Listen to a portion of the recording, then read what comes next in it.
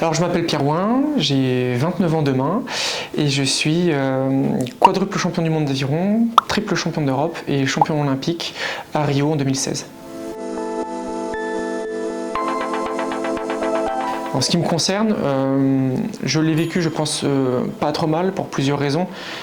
J'avais déjà bien préparé les choses en amont, donc avec un double projet intéressant qui me permettait de mettre fin à ma carrière avec notamment un master et un bagage universitaire intéressant. Un entourage également qui était prêt aussi à me suivre justement dans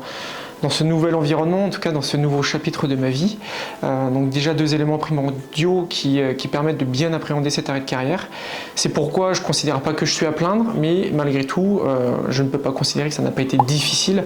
puisque quand on est amoureux d'un sport, quand on est accro, quand on a connu le haut niveau pendant une bonne dizaine d'années et qu'on n'a connu que ça, et ben c'est difficile, ça nous colle à la peau. Et donc forcément, il y a des moments un petit peu de nostalgie. Et j'ai remarqué que ça se faisait aussi beaucoup en dents de scie. C'est-à-dire qu'il y a des moments, notamment dans des compétitions auxquelles on va assister, à la télévision notamment, et auxquelles on avait l'habitude de prendre part. Et on a cette sensation qu'on a envie de replonger, et puis après on revient à la raison, et puis à la compétition d'après on a de nouveau envie de replonger, mais un peu moins fort, on revient à la raison, et en fait c'est par vagues, mais des vagues qui sont, j'ai envie de dire, décroissantes. Et c'est comme ça que petit à petit on arrive finalement à faire en sorte que la raison l'emporte, et que les raisons pour lesquelles justement on a mis fin à la carrière, et ben en fait prennent toute la place et nous permettent de mieux le vivre. Mais donc tout ça, forcément, c'est un processus et ben, qui prend du temps. Et au bout de ce temps-là, on peut se dire qu'on ne nourrit plus de regrets. En tout cas, ça a été mon cas, parce qu'aussi j'ai choisi le moment où j'ai arrêté, et parce que j'ai aussi réussi à avoir une carrière qui m'a permis d'obtenir tous les titres qu'il était possible d'envisager dans ma discipline, à la fois au niveau national et au niveau international.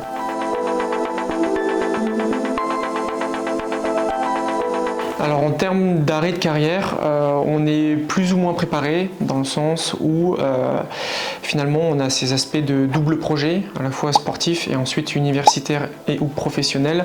qu'on nous inculque en fait dans notre encadrement fédéral, j'ai envie de dire, en équipe de France.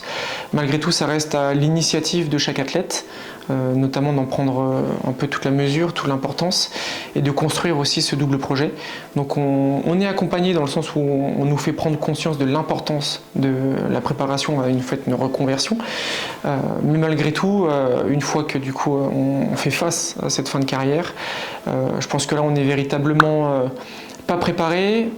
d'une part puisque c'est difficile de véritablement se préparer uniquement en théorie avant de le vivre véritablement, et d'autre part aussi parce qu'en fait aujourd'hui il manque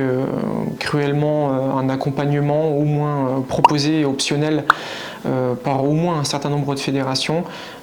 pour les athlètes qui arrêtent leur carrière, donc avec notamment l'idée de se dire qu'on a des programmes d'entraînement et qu'on est cadré pendant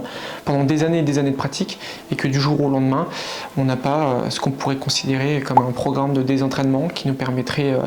de pallier notamment à certains problèmes. Alors à l'arrêt de carrière, il y a quand même pas mal de risques qui pointent le bout de leur nez. Il y a des risques forcément psychologiques, mais il y a aussi des risques physiques et physiologiques. Il faut savoir que le corps est ultra conditionné quand on a pratiqué notamment le sport à haut niveau pendant des années, voire pendant une décennie, et pour certains même encore plus. Donc on est ultra conditionné, donc psychologiquement, à travers la poursuite d'un objectif, à travers le sens qu'on trouve au quotidien dans ce qu'on fait, l'identité qu'on crée aussi autour de notre performance sportive,